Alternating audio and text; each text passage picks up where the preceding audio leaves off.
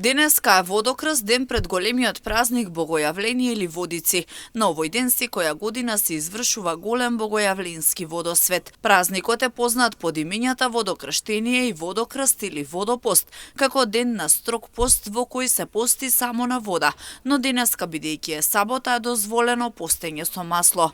Во Светата црква се воспева силата и моќта на крстот, се врши крштевање на водата и таа со силата на Светиот Дух добива лековита моќ.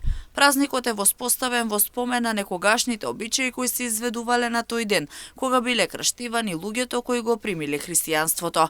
Денот на крштевањето на Исус Христос во реката Јордан е денот кога Божиот син навршил 30 години од телесното раѓање и тргнал да го извршува својот учителски и спасителен подвиг.